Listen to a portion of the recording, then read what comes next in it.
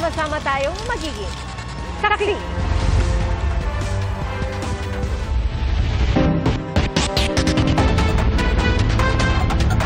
Nakalabas na po ng Philippine Area of Responsibility ang Bagyong Bising pero patuloy ang pagbabantay ng mga lokal na pamahalaan sa Luzon sa posibleng epekto nito.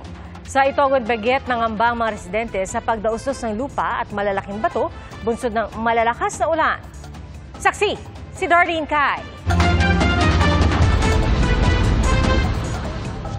Naglalakihang bato ang unti-unting dumaosdo sa bahagi ito ng Itogon, Benguet kaninang umaga.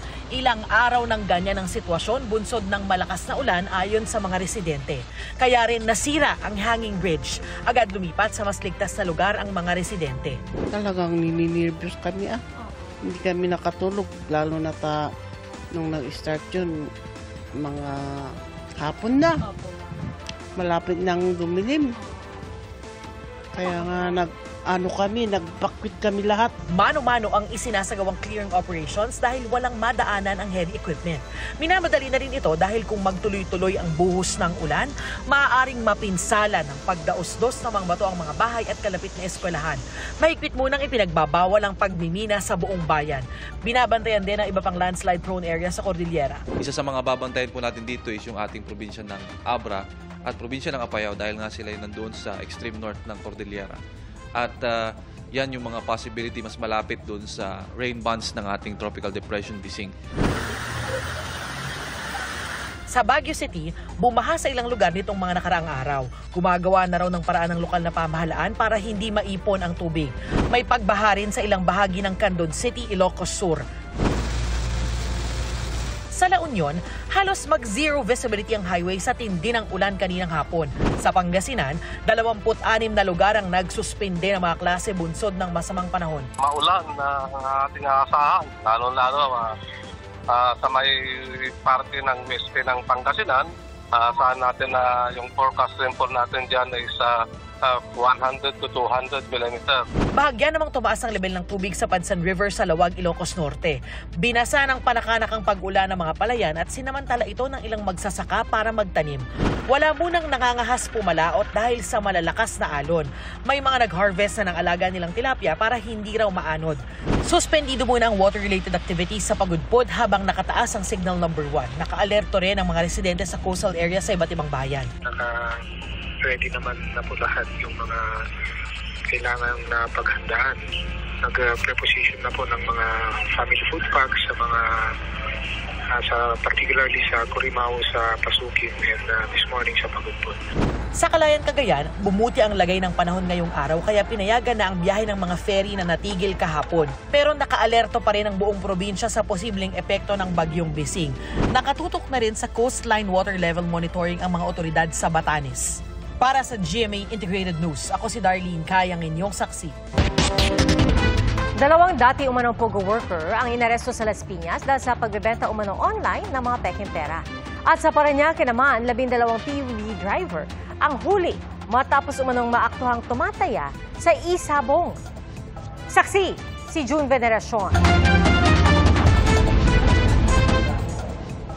Makikita ang kumpulan ng mga PUV driver na illegal umanong nagsusugal sa pamamagitan ng Isabong sa surveillance na ginawa ng District Special Operations Unit ng Southern Police sa taxi lane sa PITX sa Parañaque City noong isang araw.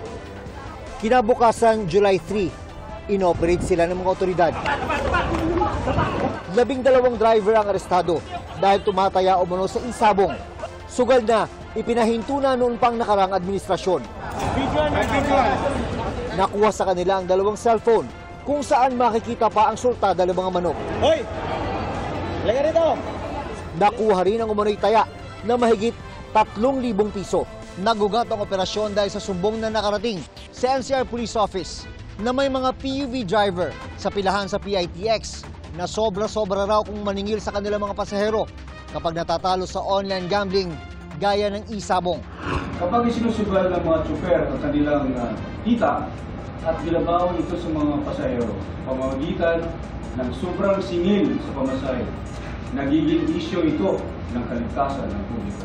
Sana po ay tigilin na po natin ang pagsusugal natin dahil lang yung kapulisan ay agresibo po sa kampanya po sa illegal gambling. Naharap sa reklamong illegal gambling ang mga naaresto. Hindi ko po alam na illegal. Kasi meron siya eh. Nakakataya ka naman eh.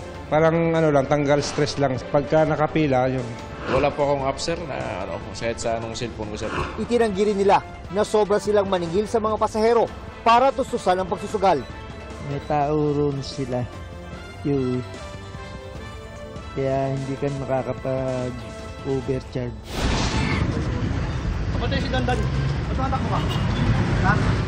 Dalawang seller ng peking pera online ang tinarget naman ng chopping operation sa Las Piñas. Nakuha sa kanila ang 100 at 50 piraso ng peking 1,000 peso bill. Narestuhan namin sa salang Article 168, illegal possession of news or false treasury or banknote.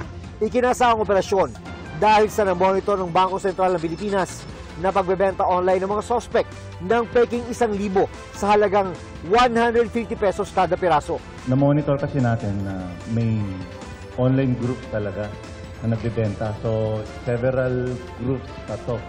Lantaran talaga kasi ang title nila is Fake Money / Black Dollar for Sale. Base sa investigasyon ng PNP Anti-Cybercrime Group, mga dating empleyado ng Pogo ang mga naaresto. They started selling this fake money nung nag-stop na sila doon sa Pogo operation. So kaya nga meron pa kaming tinitingnan sa likod nitong dalawang taong ito at baka meron pang mas malaki na tao. Sabi ng BSP, mukhang minadali ang pagkakagawa ng peking pera. Mababa rin daw ang kalidad nito. Pero kung hindi mag-iingat, hindi imposibleng meron pa rin magkamali at mabiktima. Ang tinatawag natin is watermark. So, viewed against the light, kung ano yung figures na nandito, dapat nandito rin. So, malinaw yung detalye ng ano dito, watermark. Say general yan. Wala. Halos wala kang makita. Nasampahan ng mga sospek ng reklamong illegal possession and use of false treasury or banknotes. Kaugnay ng Cybercrime Prevention Act of 2012.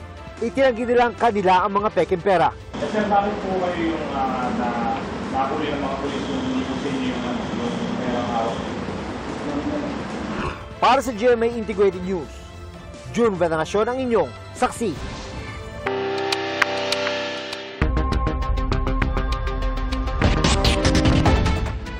Inilagay sa restricted duty ang 15 pulis na isinasangkot sa pagkawala ng mga sabungero ayon sa Justice Secretary. At sa unang pagkakataon naman, nagsalita na ang kampo ni Gretchen Barreto at iginiit na walang kinalaman ng aktres sa kaso. Taliwas sa mga pahayag ng whistleblower. Saksi, si Marizo Mali. Isa si Gretchen Barreto sa idinadawit ni Julie Dondon Patidongan sa kaso ng pagkawala ng mga sabongero. Ang aligasyong yan, mariing itinanggi ng kanyang kampo sa aming eksklusibong panayam. She denies it categorically.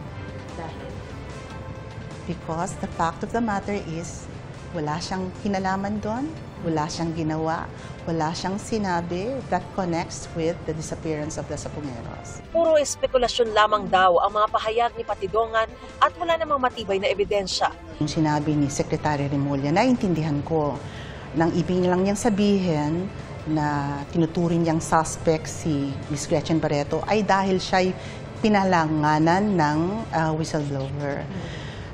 I'm very confident na magkakaroon pa ng investigation at makikita na based dun sa sinabi ng whistleblower, wala siyang nakitang ginawa o wala siyang nakitang sinabi ni Ms. Gretchen Barreto. In other words, he did not witness anything. And his allegations against Ms. Barreto is based on a suspicion, spekulasyon na dapat involved siya dahil siya ay malapit kay Mr. Atong Ang. Tama ba yun? Ang spekulasyon ay hindi ebidensya. Nang tanungin po kung ano ba ang ugnayan ni Barreto sa tinuturing ding suspect na si Atong Ang. They are business partners. And that's just it. They are business partners. Posible anyang nadadawit lang si Barreto dahil isa siyang investor at alpha member sa East Sabong Operations. Bakit hindi yung mga ibang investors? Bakit yung mga ibang tao? Bakit si Ms. Gretchen? Kasi kilala siya at siguro mas pakikinggan yung whistleblower kung banggitin niya ang pangalan ni Ms. Gretchen Barreto. Remember, there were at least 3 Senate hearings and a Senate report was submitted in May of 2022, if I'm not mistaken. Bakit biglang, biglang lumabas doon? If there was really any involvement on the part of Ms. Barreto then, it would have surfaced noon pa. Bakit ngayon lang? Ipinunyag din ng kampo ni Barreto na may nagtangka umanong mangigil sa aktres kapalit ng pag-alis ng kanyang pangalan sa listahan ng mga dawit sa kaso. Sinasabi na just pay off. Makipag-usap ka na, for your then, makipag-deal ka na. And you mentioned that you think that the whistleblower is part of this? I think he must have been. Dahil the person who made the proposition was also connected to the whistleblower. Sa hiwalay na panayam ng GMA Integrated News kay Patidongan, sinabi nitong magkakasama sila ni Barreto at ng isang engineer sa Alpha Group ng negosyante. Aniya, grupo ito ng mga taong pinakamalalapit kay Ang na may-ari ng Lucky 8 Star Quest Incorporated, ang operator ng Sabungang Manila Arena. Sa isang pulong daw ng Alpha Group, tinanong sila ni Ang kung dapat daw dukutin at iligpit ang mga sabungerong di umano ay nandaraya. Ang sabi ng kampo ni Gretchen Barreto, puro hearsay ang mga sinasabi mo laban sa kanya. Alam niyo naman na kasama ni Mr. Atong Ang yan at saka Alpha yan. Pag sinabing Alpha, doon sila, kasama sila sa nag-meeting-meeting. Kasama siya sa pumayag na walain yung mga sabungero. Ngayon, isa sa tumas ng kabayan. Si Gretchen Barreto. Tumaas ang kamay, ano ibig sabihin nun? Ibig sabihin, napayag siya na pumabor siya doon sa kagustuhan ni Mr. Atong Ang. Kasama sa pumayag si Gretchen Barreto? Isa siya sa pumayag na walain yung mga nagtsutsupi. Kasi sabi nga ni Mr. Atong Ang, pag hindi natin gawin yan, babagsak yung negosyo natin. At imposibleng tututol siya, katabi siya mismo lagi ni Mr. Atong Ang pag nag-meeting. Meron ka pa bang ibang ebidensya kay Gretchen? Lagi kasama ni Mr. Atong Ang yan. Pinabulaanan ng kampo ni Barreto ang mga alegasyong ito. Ayon sa kanyang abogado, wala raw dinaluhang meeting si Barreto kung saan hiningi ang approval para sa pagkawala ng mga sabungero. Inimbento lamang daw ang kwento. It's so absurd.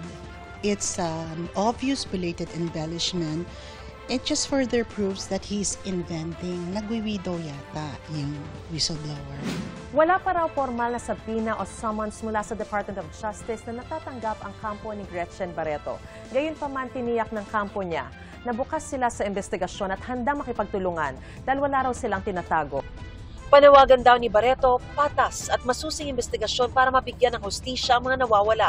She prays for a result that will give justice to the sabongeros and their families. Kanyang hope is that there is a thorough and objective investigation, and she shares the desire of the sabongeros, their families, na magkaroon ng closure dito at magkaroon ng just result. Sa kwento ni Patidongan, ang ghost signal sa pagdukot at pagpatay sa mga nawawalang sabungero ay galing umano kay Ang. Nalalaman daw niya ito dahil isa raw si Patidongan sa kumakausap sa mga pulis na gagawa ng lahat ng utos.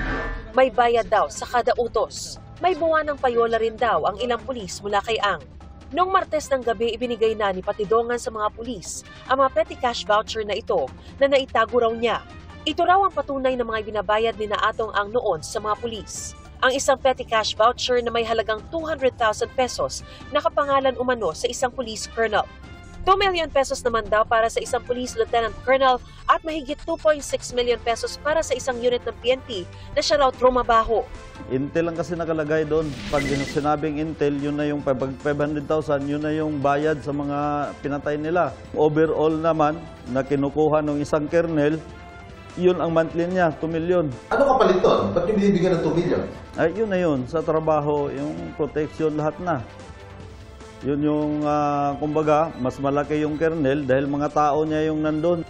Paninindigan daw ni Patidongan ang mga sinabi niya hanggang korte. Hinihinga namin ng reaksyon sina ang binanggit na engineer at ang PNP sa mga bagong pahayag ni Patidongan. Nauna nang iginiit ni Ang na wala siyang kinalaman sa pagkawala ng mga sabongero.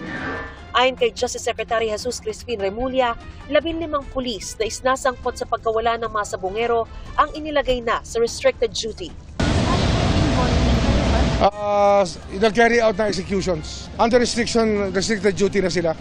They have to report already to officers para doon na sila. Para hindi na sila makasakit.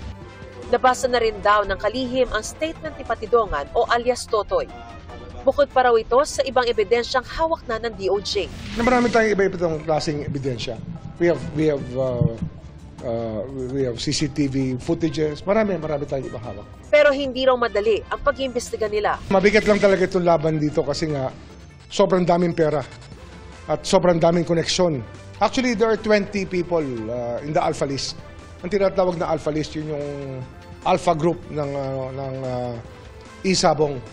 The Alpha Group is the main group that run the show at Isabong. Binigyan na rin daw ng PNP na security si Patidongan. Kinausap din ni Remulla ang mga kaanak ng mga biktima na nagpunta sa Justice Department. Sabi nila, nabigyan sila ng linaw at pag-asang makakamit ang hustisya. Hindi na kami nagulat kasi in the first place, doon sa ibang kasama namin, doon naman sa lugar niya nawala. No? Tapos yung brother ko na si John Lasco ay isang master agent. Wala namang ibang pwedeng... Wala naman kasi ibang pwedeng, taong may interest sa kanya kung yung kapatid ko nga ay nakagawa ng hindi maganda. Alam namin, hindi na kami magugulat noon pa. Dahil naririnig namin na kahit nung hindi pa nakidnap yung anak ko, dahil naririnig namin na may ganyan na pangyayari. Hindi namin titigilan to. Talagang kailangan ng hustisya. Alam mo, ang kaluluwa natin bilang mga Pilipino nakataya rito. Dapat dito hindi tayo pumapayag na pera-pera lang ang naging Panginoon ng Pilipino. Para sa GMA Integrated News, ako si Mariz Umali ang inyong saksi. Mga kapuso, maging una sa saksi. Mag-subscribe sa GMA Integrated News sa YouTube para sa iba't ibang balita.